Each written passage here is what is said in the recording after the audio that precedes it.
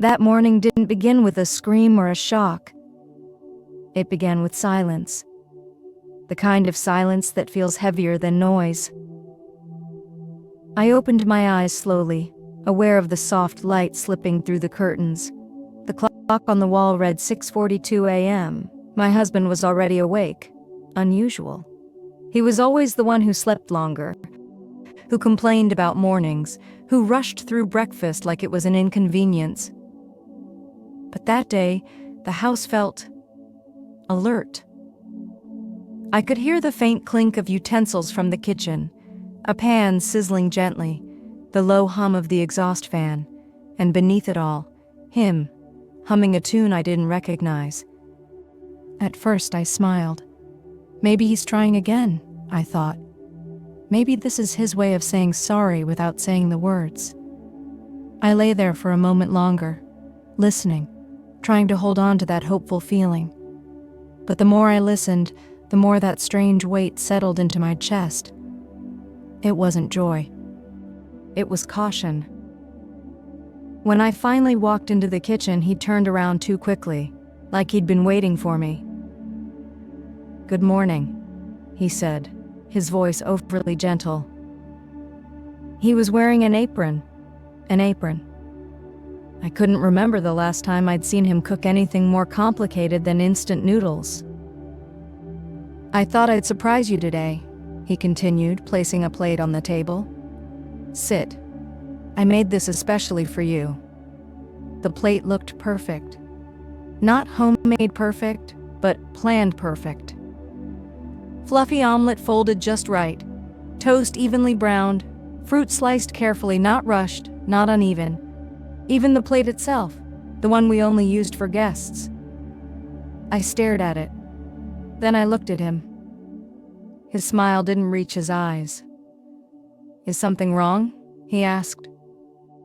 I shook my head slowly, forcing my lips into a smile that felt foreign on my face. "No, it's just unexpected," I said. He laughed softly. "Can I do something nice for my wife?"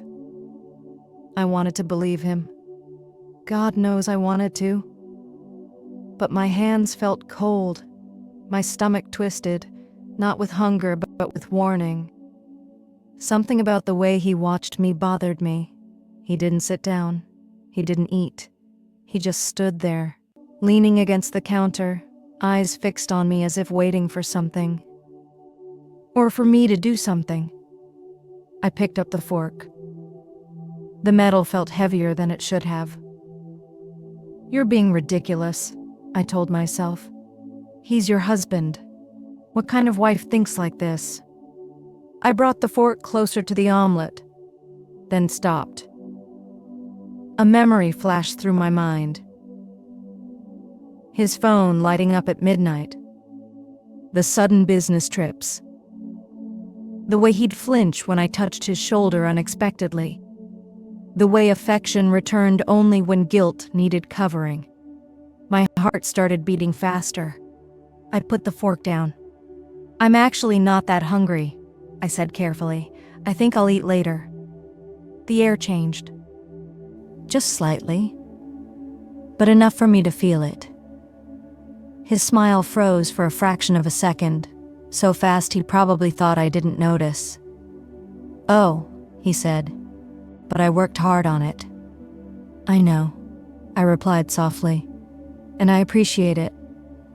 He nodded too quickly.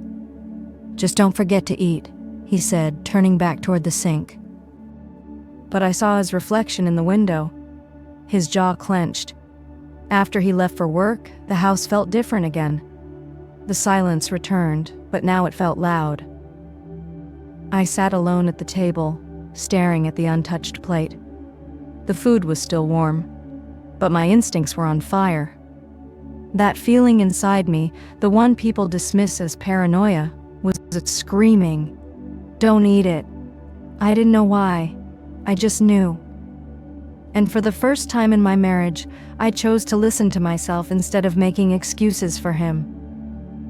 Slowly, I packed the breakfast into a container. My hands were steady now. My decision made. I didn't know what would happen next.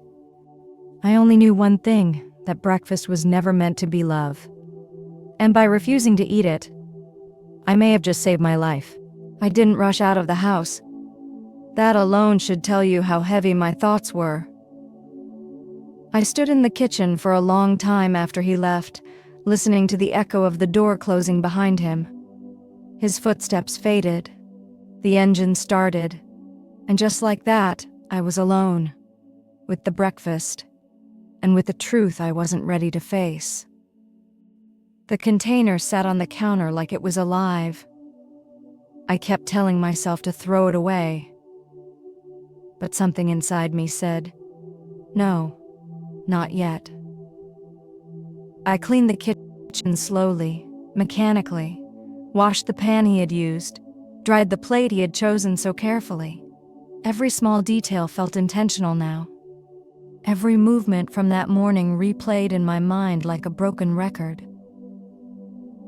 The way he watched me. The way he waited.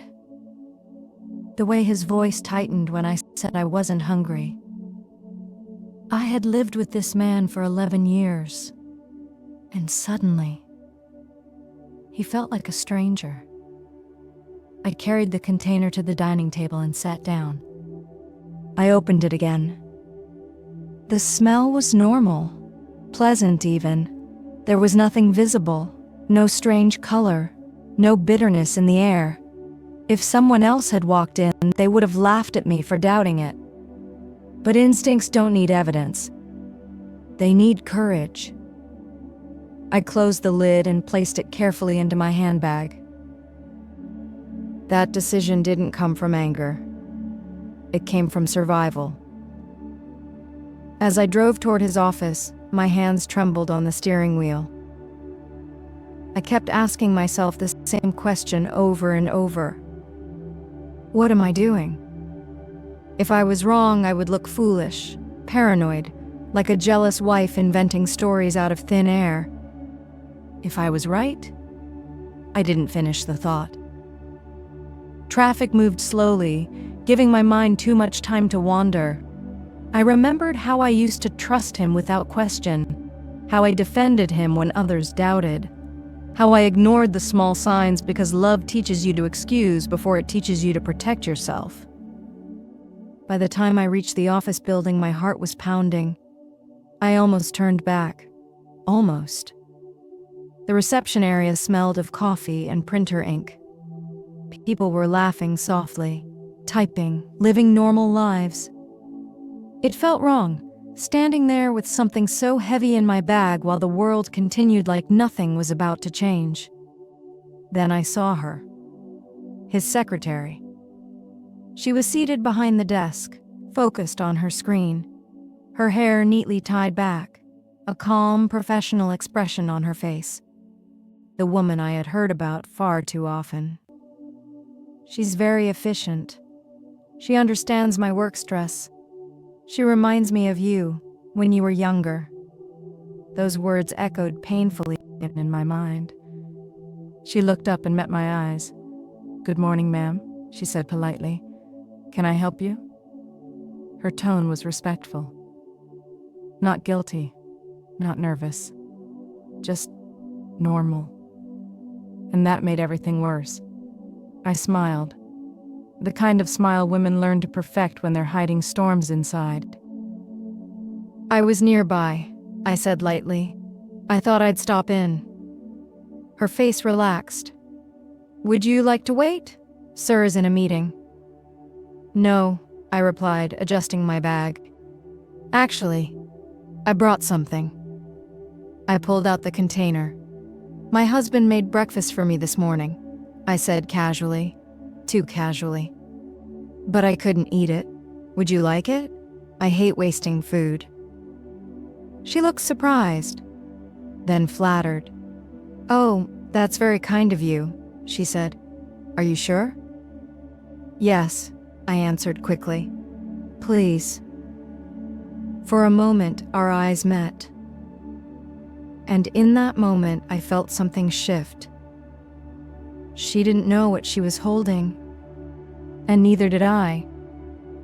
But once she accepted it, there was no turning back. She opened the container. The smell filled the air again. Still normal. Still harmless. She took a fork from her drawer and smiled. "Thank you, ma'am." I watched her lift the first bite. My chest tightened. This was it. Whatever truth was hiding behind that breakfast was about to reveal itself. And I stood there, silent, as fate took its first bite. Time slowed the moment she raised the fork. I don't know why I didn't stop her. Maybe it was shock. Maybe it was disbelief. Or maybe deep down I needed to know the truth, no matter how painful it would be. She took the bite calmly, chewed once, twice, smiled. "Wow," she said lightly. "This is actually really good." My heart sank. For a brief, foolish second, relief washed over me. "See," my mind whispered, "you imagined everything. You doubted your own husband for nothing." I nodded, forcing myself to breathe normally.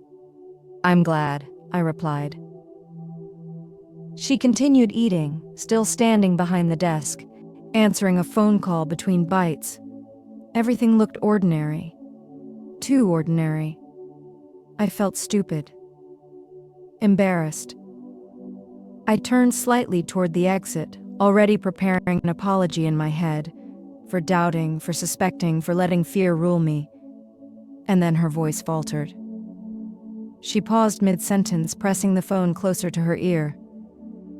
"Yes, one moment," she said slowly. Her other hand moved to her stomach. She frowned, confused, as if her own body had betrayed her without warning. "I'm sorry," she murmured into the phone. "I don't feel well." She hung up. The color drained from her face so fast it frightened me. "Are you okay?" I asked, my voice barely audible. She tried to answer, but no words came out. Instead, her knees buckled. Everything exploded at once. The fork clattered to the floor, papers scattered. Someone shouted her name. Another person screamed for help. She collapsed sideways, knocking over her chair as she fell. For a moment, no one moved. Then chaos. I rushed forward instinctively, kneeling beside her. Her skin felt cold, too cold. Her breathing was shallow, uneven. "My stomach," she whispered weakly. "It burns." Her eyes fluttered. That was when panic finally reached me. This was real. This was happening. And it was because of the food in that container. "Call an ambulance," someone yelled. Phones came out. Voices overlapped. People crowded around us, but I could barely hear anything over the pounding of my heart. I backed away slowly, my hands shaking. I wasn't crying. I wasn't screaming. I was numb. Because deep inside, the truth had already formed, and it was terrifyingly clear. That breakfast was never meant to nourish. It was meant to harm. The ambulance arrived quickly, but the seconds felt like hours. As paramedics lifted her onto the stretcher, one of them turned to me. "Did she eat anything unusual today?" he asked. The question hit me like a slap. I opened my mouth, then closed it. The room felt too small, too tight. "Yes," I finally said. "She ate breakfast from home." His eyes sharpened. "What kind of breakfast?" "I don't know," I whispered. "My husband made it." The words tasted bitter. As they wheeled her away, I stood frozen in the middle of the office. People stared at me now, some with concern, some with suspicion. Someone whispered my name. That was when reality crashed down fully. If she survived, questions would come. Doctors would test the food. The truth would crawl out into the light. And my husband, the man who smiled that morning and told me the meal was special, would have answers to give, whether he wanted to or not. I stepped outside the building, gasping for air. My phone buzzed. A message from him. "Did you eat the breakfast?" I stared at the screen. My fingers trembled as I typed back, "No." Then, after a pause, "Someone else did." I looked up at the sky, my chest tight with fear and clarity. Whatever game he had been playing, it was over. Hospitals have a smell you never forget. A mix of disinfectant, fear, and unanswered prayers. I followed the ambulance in my car, barely aware of the traffic lights or the road beneath my wheels. My hands were numb on the steering wheel, my mind replaying the same image again and again, her face going pale, her body collapsing, the sound of that fork hitting the floor. By the time I reached the emergency entrance, she was already being rushed inside. "Family only," a nurse said as she passed me. I'm with her," I replied, the words coming out automatically. I didn't know who I was in that moment. Not a wife. Not a stranger. Just a woman standing too close to a truth she wasn't ready to face. I sat in the waiting area staring at the white walls. Every second felt stretched. People walked past me with charts and tired expressions. Somewhere a machine beeped steadily. Somewhere else someone cried softly. I looked down at my hands. They were still shaking. I kept thinking, if I had eaten that breakfast. The thought wouldn't finish itself. A doctor finally approached me. He was middle-aged, calm, but his eyes were sharp, the kind that miss nothing. "Are you the one who brought her in?" he asked. I nodded. "She collapsed shortly after eating," I said. "I gave her the food." His expression changed slightly. "What kind of food?" "Breakfast," I replied. "Prepared at home." He paused. "Did you eat any of it?" "No." That single word seemed to matter more than I expected. He gestured for me to follow him. We stood outside a closed curtain. "She's stable, for now," he said. "But what she experienced wasn't a simple food reaction." My heart dropped. "What do you mean?" He lowered his voice. There were signs of chemical irritation, not enough to be immediately fatal, but enough to cause serious harm. The room felt like it was tilting. "Are you saying—" I started. "Yes," he interrupted gently. "The food was contaminated." I gripped the edge of the chair to steady myself. "Contaminated how?" I whispered. He studied my face carefully. This wasn't an accident. My ears rang. I felt cold all over. "Will she be okay?" I asked. "We're running tests," he replied. "Blood work, toxicology. We also need the remaining food." I swallowed hard. "I can bring it," I said. He nodded slowly. "Please do, and—" he hesitated. "If you know anything else, anything at all, it's important you tell us." I nodded. But inside, everything was screaming. When I stepped back into the waiting area, my phone rang. It was my husband. I stared at the screen until it stopped ringing. Then it rang again. And again. Finally, I answered. "Where are you?" he asked, his voice tight. "At the hospital," I said calmly. There was a pause. "Why?" he demanded. I took a deep breath. "Your secretary collapsed," I said, "after eating the breakfast you made." Silence. Not confusion, not shock. Silence. "Is she okay?" he asked finally. I listened carefully to his breathing. "They say the food was contaminated," I replied. "They're running tests." His breath caught. Just for a second. But it was enough. "I don't know what you're implying," he said quickly. "This is crazy." I closed my eyes. I'm bringing the rest of the food to the doctors, I said softly. They need it for testing. No, he said too fast. There's no need. It's probably nothing. That was when I knew. Not suspected. Knew. After I hung up, I sat back down. Across the room, a television played quietly. Some meaningless news story about weather and traffic. Life continued. But mine had split in two. The version where I trusted my husband, and the version where I survived him. I looked at the closed hospital doors and whispered to myself, if I hadn't listened to that feeling this morning. I never finished the sentence, because I didn't need to. The waiting room clock ticked loudly. Too loudly. Each second felt like a reminder that time was moving forward whether I was ready or not. I had already brought the remaining food from my bag and handed it to the nurse. Watching her label the container with the date and time made my stomach twist. Evidence. That's what it was now. Not breakfast. Not love. I sat back down, wrapping my arms around myself, trying to stay warm. The hospital lights were unforgiving, exposing every tear I was trying not to shed.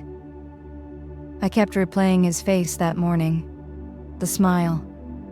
The way he watched me eat, or rather, waited for me to.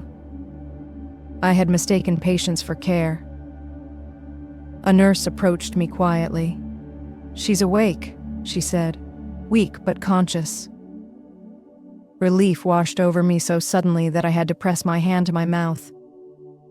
Can I see her? I asked. She hesitated. Briefly. The secretary lay pale against the white sheets, tubes and monitors surrounding her. Her eyes opened slowly when she heard my footsteps. You saved my life, she whispered. The words hit me harder than any accusation ever could. I didn't know, she continued weakly. I swear, I thought it was just breakfast. I nodded, unable to speak. She squeezed my hand gently. He was so convincing, she said, about everything. That was when I realized she wasn't just a victim of the food. She was a victim of him. Outside the room, a man in a dark jacket was waiting. Ma'am, he said, showing his badge. I'm Detective Harris. We need to ask you a few questions. My heart pounded. Has the test come back? I asked. He studied me for a moment. Yes, he said, and we have reason to believe the substance was intentionally added. The world narrowed to his words. Do you know anyone who would want to harm you? He asked. I didn't answer right away. Then I said the truth. My husband. The detective didn't look surprised. We'd like to speak with him, he said. I nodded slowly. He was already on his way. When my husband arrived at the hospital, his confidence was gone. He looked smaller somehow, tired, sweaty, afraid. What's going on? He asked, trying to sound offended rather than terrified. The detective stepped forward. Sir, we have a few questions about the breakfast you prepared this morning. His eyes flicked to me, just for a second. And in that glance, I saw it. Fear. I was just trying to be nice, he said quickly. She's been distant lately. Did you add anything to the food? The detective asked. No, he snapped. Of course not. The detective held up the container. The lab found a chemical agent, he said calmly. Not enough to kill, but enough to seriously harm. My husband's mouth opened, then closed. Then he looked at me. You didn't need it, he said quietly. No, I replied. I listened to myself. Something broke in him. He sat down heavily in a chair, rubbing his face. I didn't mean for it to go this far, he muttered. The detective leaned closer. That sounds like a confession, he said. And just like that, the truth stopped hiding. Tears streamed down my husband's face. I was desperate, he said. The affair, the money, I was losing control. I felt nothing. No anger, no sadness, just clarity. You didn't lose control, I said softly. You chose. The detective placed him under arrest. As they led him away, he turned back toward me. If you had just eaten it, he whispered. I met his eyes. If I had, I said, you'd be a murderer. The doors closed behind them. The sound echoed. Final. I stood there alone, finally understanding something I should have learned long ago. Sometimes love doesn't end with heartbreak. Sometimes it ends with survival. I thought the worst part was over when they took him away in handcuffs. I was wrong. The real storm began after. By the next morning, my phone felt like a living thing, buzzing, shaking, screaming for my attention. Calls from family members I hadn't spoken to in years. Messages from neighbors who suddenly cared. Numbers I didn't recognize, but somehow knew why they were calling. The story had escaped the hospital walls. And once the world tastes scandal, it never stops chewing. I saw it first on a screen. A headline. Cold, sharp, incomplete. Businessman arrested after secretary poisoned. Wife narrowly escapes. I stared at those words for a long time. Narrowly escapes. As if survival was an accident. As if listening to my instinct was luck, not courage. They didn't write about the years of silence before that morning. They didn't write about the emotional distance. They didn't write about how betrayal grows quietly, like mold in the dark. They only wrote about the moment everything exploded. The court hearing was scheduled faster than I expected. Too fast for my heart to catch up. The morning of the hearing, I stood in front of the mirror and barely recognized the woman looking back at me. Dark circles under her eyes, lips pressed together like she was holding in a scream. I didn't dress to impress. I dressed to survive. The courthouse was cold, emotionally and physically. Every sound echoed. Every whisper felt amplified. When I walked in, I felt eyes on me. Some filled with pity, some with curiosity, some with judgment. Across the room I saw him. My husband. No suit. No confidence. No control. For the first time, he looked small. And for the first time, I felt taller than him. The prosecutor spoke first, laying out the timeline like it was a story written in ink instead of blood. The early morning. The prepared breakfast, the chemical substance, the collapse. Every sentence peeled back another layer of the life I thought I had. When they asked me to testify, my legs felt weak, but my voice didn't. I told them everything. Not just what happened, but how it felt. I spoke about the smile that didn't reach his eyes, the way he watched me eat, or waited for me to. The feeling in my chest that wouldn't quiet down. I didn't have proof, I said.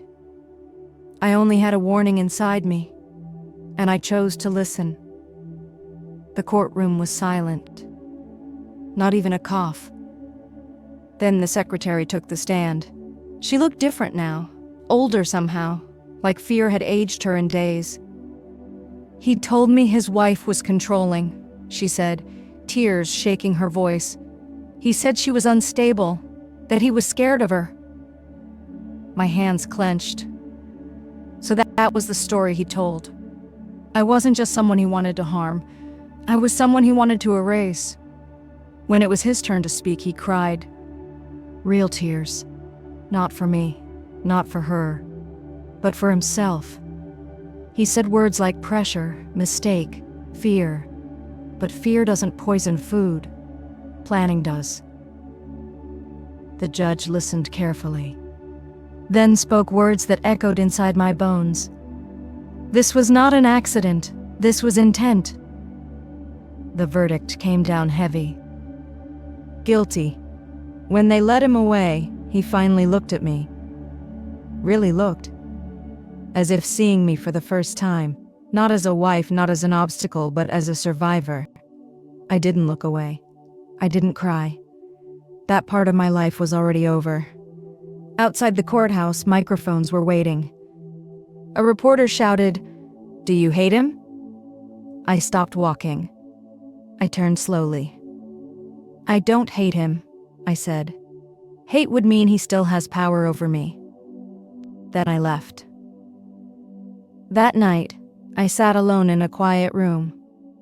No husband, no lies. No danger hiding behind kindness. I made myself a simple meal. And for the first time, I ate without fear. Because the woman who walked into that courtroom was no longer the woman who almost ate that breakfast. Freedom doesn't arrive with fireworks. It arrives quietly. The first morning after the trial, I woke up before dawn, startled by the sound of my own breathing. For a moment I panicked, expecting to hear his footsteps, his voice, the familiar tension that used to live in the walls of my home. But there was nothing. Just silence. Real silence. And for the first time in years, it didn't feel dangerous.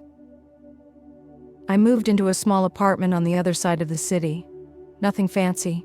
One bedroom, one window that faced the sunrise.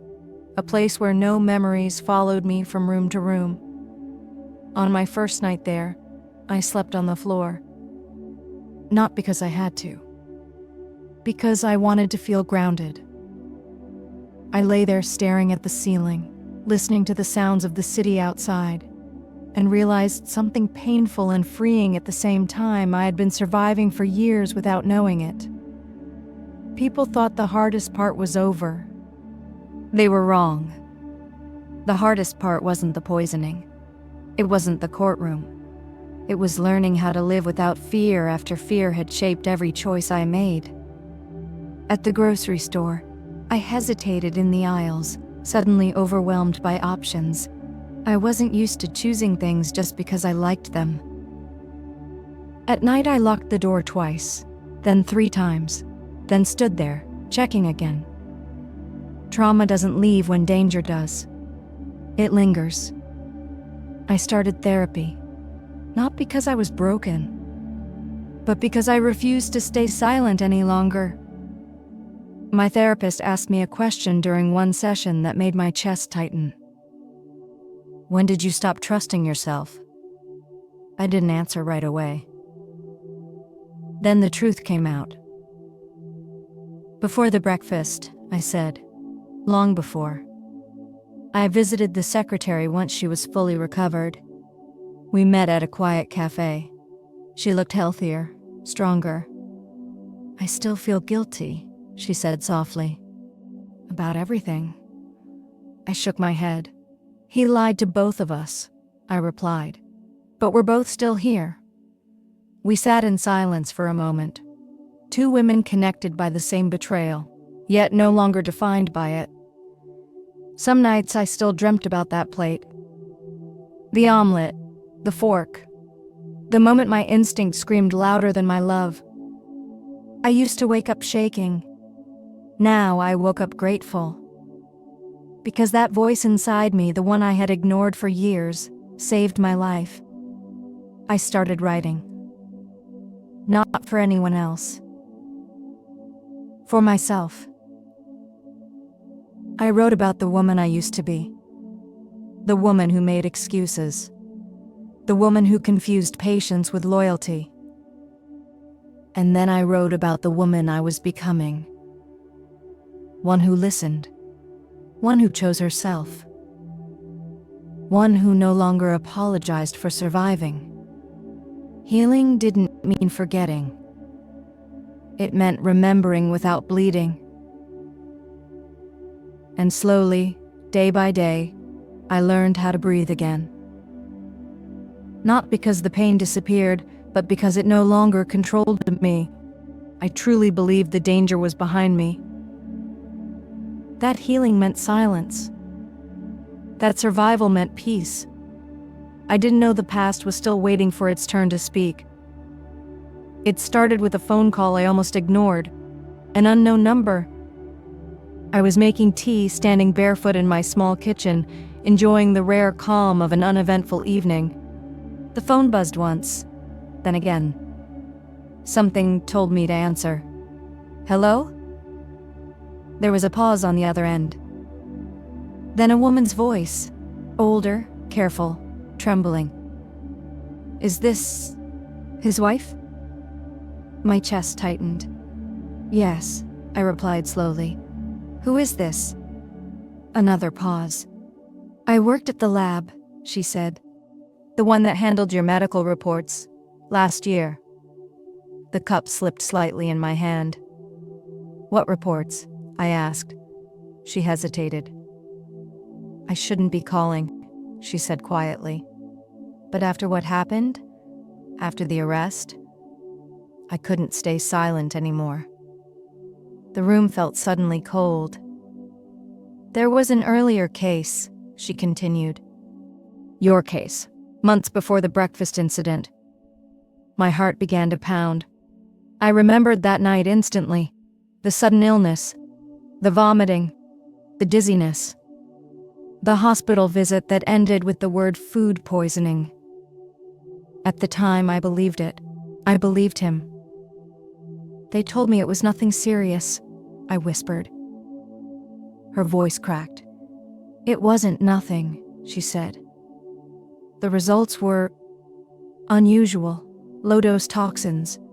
Not enough to raise alarms alone, but combined with what happened later. She stopped herself. I just needed you to know, she finished. You weren't wrong. Not then. Not ever. The line went dead. I sat down slowly. The walls felt like they were closing in. Memories rushed back with cruel clarity. The way he insisted on cooking that night. The way he watched me eat. The way he held me afterward, whispering comfort while I was curled on the bathroom floor. It hadn't been care. It had been observation. I couldn't breathe. My hands shook as I opened the old storage box I'd avoided for weeks. Inside were documents I hadn't yet sorted, papers from the marriage, from the hospital, from a life I was trying to leave behind. That's when I found it. An envelope. No return address. Just my name, in his handwriting. I stared at it for a long time before opening it. Inside was a letter. Short, direct, terrifying. I never meant for it to go public. I thought I had time. I thought I could control it better next time. Next time, my vision blurred. Attached to the letter was a copy of that old medical report. Highlighted, annotated, studied. It wasn't desperation that morning. It was confidence. He wasn't experimenting. He was perfecting. I folded the letter carefully and placed it back in the envelope. Not because I wanted to protect him, but because I needed to protect myself. Knowing how close you came to death doesn't always make you weak.